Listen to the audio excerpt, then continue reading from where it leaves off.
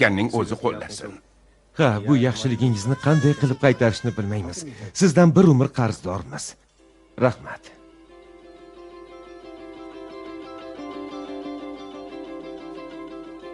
Agar siz bizni yaxshilik qildi deb o'ylasangiz, rahmat aytishning hojati yo'q.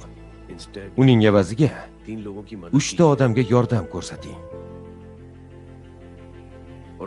Va o'sha 3 ta odamga ham ayting. Ular ham 3 tadan odamga ezgulik qilsin. Unchalik tushunmadim.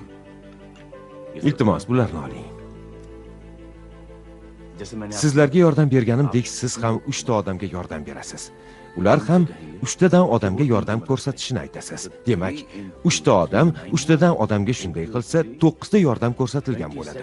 9 ni 3 ga ko'paytirsak 27, 27 ni 3 ga ko'paytirsak 81, 81 ni 3 ga ko'paytirsak 243, uni 3 ga ko'paytirsak 729, 729 ta odam 3 tadan odamga yordam bersa-chi?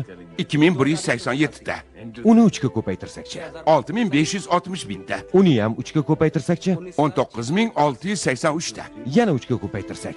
177147 ta. 177.147 ta odam agar 3 tadan odamga yordam bersa, ular ham yana 3 tadan odamga shunday qilsa nima bo'ladi? Unda Shakuntala ma'budasiga qo'ng'iroq qilishga to'g'ri keladi. 43.46.721 bo'ladi. To'g'rimi? Ha, Qoyil.